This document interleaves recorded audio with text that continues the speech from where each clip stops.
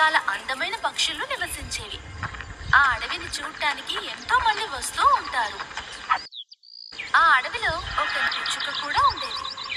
ఆ పిచ్చుక తన అందమైన రూపాన్ని చూసుకుని గర్వపడేది. ఒకరోజు ఒక చిలుక ఎగురుకుంటూ వచ్చి నీలి పిచ్చుకని కలిసింది. ఎలా ఉన్నావు నీలి? చాలా రోజుల తర్వాత చూస్తున్నాను. నువ్వు ఈ మధ్య ఎక్కడుంటున్నావు? నేను ఇక్కడ ఉన్నట్టు నీకు తెలియట్లేదా? నా రెక్కల్ని నేను ఇక్కడ శుభ్రం చేసుకుంటున్నాను. మర్యాదగా ఇక్కడ నుంచి వెళ్ళు. నా పనులను చేసుకోనివ్వు. నీకు మరీ ఇంత గర్వం పనికిరాదు నీలి. దీనికి తగిన ఫలితం త్వరలోనే అనుభవిస్తావు. అలా కొంతకాలం గడిచింది. ఒకరోజు కోకిల పుట్టినరోజు వేడుకలకు ఏర్పాట్లు జరుగుతున్నాయి. ఈ రోజు చాలా సంతోషంగా ఉన్నా. ఈ రోజు ఆ కోకిల పుట్టినరోజుని సరదాగా జరుపుకోవాలి. అవును పావరం అన్నయ్య, నువ్వు సరిగ్గా చెప్పావు. ఈ రోజు మనం రాత్రంతా పార్టీ చేసుకుందాం. యువరాణి ఇక్కడేం చేస్తున్నారు? అవును, ఎవరు ఈవిడ పిలిచింది? స్నేహితులారా, నేనే ఇక్కడికి పిలిచాను. నేను కూడా మన అడవిలో నివసించే పక్షే కదా. కోకిల అలా అనగానే పక్షులన్నీ మౌనంగా ఉండిపోయాయి. అవన్నీ కలిసి పనిచేయటం మొదలుపెట్టాయి. కొన్ని పక్షులు పువ్వుల్ని తీసుకొచ్చాయి. ఇక మరికొన్ని పక్షులు తినడానికి పళ్ళను తీసుకొచ్చాయి. అన్నీ కలిసి పార్టీకి ఏర్పాట్లు చేయసాగాయి.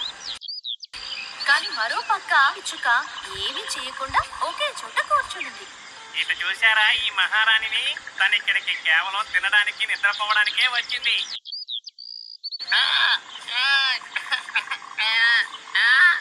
నువ్వు చెప్పింది సరిగ్గానే ఉంది చిలుక. పక్షులన్నీ తన్ని చూసి నవ్వడంతో పిచ్చుకకి చాలా కోపం వచ్చింది. మీరందరూ మీ గురించి అసలు ఏమనుకుంటున్నారు? మీరు నన్ను హేళన చేస్తున్నారేంటి? మీ అందరికంటే నేనే అందంగా ఉన్నాను. నా అందం, నా రూపం మీ అందరికన్నా నేనే అందంగా ఉంటాను. ఆ విషయం మీకు అర్థమవుతుందా? అందువల్లే మీరందరూ నన్ను చూసి ఈర్ష్యపడుతున్నారు అని చెప్పి పిచ్చుక అక్కడి నుంచి ఎగిరి వెళ్ళిపోయింది. పక్షులు దాన్ని చూసి నవ్వుకున్నాయి. తర్వాత పార్టీకి ఏర్పాట్లు చేయడంలో మునిగిపోయాయి.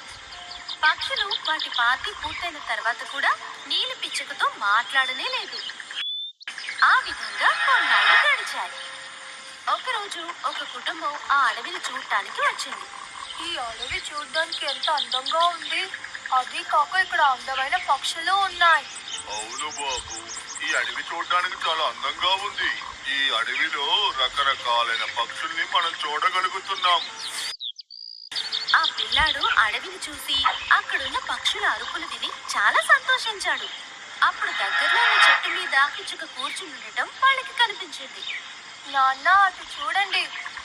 ఆ పక్షి మిగతా పక్షుల కంటే ఎంతో అందంగా కనిపిస్తోంది. నాకు ఆ పక్షి కావాలి. నేను ఆ పక్షిని నా మిత్రులకి చూపించాలి. ప్లీజ్ నాన్న, నాకు ఆ పక్షి కావాలి. పిల్లాడితో పాటు తన అమ్మా నాన్నలకి కూడా ఆ పిచ్చుక బాగా నచ్చింది.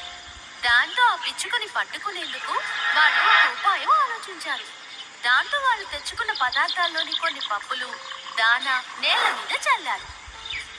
ఇది చూసి ఖచ్చితంగా ఆ పక్షి మన వలలో పడుతుంది. అది ఆహారం తినడానికి కిందకొచ్చినప్పుడు మనం దాన్ని పట్టుకుందాం. కొద్దిసేపటి తర్వాత నీలి పిచ్చుక దృష్టి నేల మీద పడున్న దానా మీద పడింది. అది వాటిని తినాలనే ఆశతో నేల మీదకొచ్చి వాటిని తినసాగింది. అప్పుడు ఆ కుటుంబం పిచ్చుక నేల మీదకి రావడం చూసి వెంటనే వెళ్లి ఆ పిచ్చుకను పట్టుకున్నారు. వాళ్ళు దాన్ని ఒక బుట్టలో పెట్టి చక్కగా బంధించారు. సూపర్, మనం ఆ పక్షిని పట్టుకున్నాం. ఆ పక్షి ఎంత అందంగా ఉందో.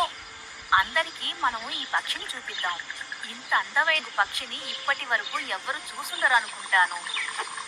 అక్కడే కూర్చున్న చిలుక ఇంకా కోకిల ఇదంతా గమనించారు. అవి రెండు ఆ కుటుంబం వెనకే వెళ్లడం మొదలుపెట్టాయి. వాళ్ళు పిచ్చుకను పట్టుకొని తిరిగి ఇంటికి బయలుదేరారు. వాళ్ళు అలా కొద్ది దూరం వెళ్ళాక బాగా అలసిపోయారు. విశ్రాంతి తీసుకోవడం కోసం వాళ్ళు వెళ్లే దారిలో ఉన్న ఒక చెట్టు కింద కూర్చున్నారు. అలాగే పిచ్చుకున్న బుట్టని వాళ్ళు తమ పక్కనే పెట్టుకున్నారు. అది చూసిన కోకిల చిలుక చప్పుడు చేయకుండా నీలి దగ్గరకు చేరుకున్నాయి. అరే నీలి, నీకేమైంది? ఎందుకంత సులువుగా వీళ్ళకి నువ్వు దొరికిపోయా? అక్క, నువ్వే నన్ను కాపాడాలి.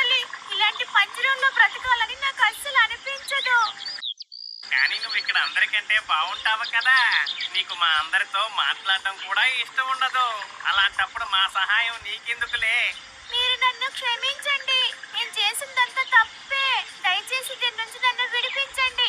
పిచ్చుక అలా బాధపడటం చూసి కోకిలకి చిలుకకి దాని మీద దయ కలిగింది. అప్పుడు అవి అది తప్పించుకోవడానికి ఉపాయం చెప్పాయి. నేను చెప్పేది విను. వీళ్ళు విశ్రాంతి తీసుకుని ఇక్కడ నుంచి బయలుదేరక ముందే నువ్వు ఉన్నావా లేదా అని పంజరం తెచ్చి చూసేలోగా నువ్వు చనిపోయినట్టు బాగా నటించి అక్కడే అలా పడిపోయి ఉండు. అస్సలు కదలకూడదు సుమా. నేను చెప్పేది అర్థం అవుతోందా? వాళ్ళు నిన్ను అలా చూశారంటే తప్పకుండా భయపడిపోతారు. దాంతో నిన్ను ఆ బుట్టలోంచి బయటికి తీస్తారు. అలా బయటికి తీసినప్పుడు నువ్వు అదను చూసుకుని అక్కడి నుంచి తప్పించుకుని ఎగిరి వెళ్ళిపో. ఆ కుటుంబం బయలుదేరే ముందు ఆ బుట్టను తెరిచి నీలిని చూశారు. కోకిల రామచిలుక ఏదైతే చెప్పారో అదే విధంగా నీలి చనిపోయినట్టుగా పడుంది. అవును, దీనికి ఏమైంది? ఫోన్లో పెట్టినందువల్ల చచ్చిపోయింది అనుకుంటా. అని తండ్రి దాన్ని బుట్టలోంచి బయటికి తీశాడు. నీలి పిచ్చుక అదే అవకాశంగా తీసుకుని వేగంగా ఎదుర్కొంటూ వెళ్ళిపోయింది. ఆ కుటుంబం దాన్ని అలా చూస్తూ ఉండిపోయింది. దాంతో నీలి పిచ్చుక గర్వం పూర్తిగా పోయింది. తర్వాత పక్షులన్నిటితో పాటు కలిసి మెలిసి అది జీవించసాగింది. కాబట్టి పిల్లలు, ఈ కథలో మనం తెలుసుకోవాల్సిన నీతి ఏంటంటే ఎప్పుడూ మనం మన రూపాన్ని చూసుకుని గర్వపడకూడదు. ఎందుకంటే అవసరమైనప్పుడు ఎప్పుడూ కూడా మీ రూపం మీకు సహాయం చేయదు. కాబట్టి మనం ఎప్పుడూ కూడా అందరితో కలిసిమెలిసి సంతోషంగా ఉండాలి.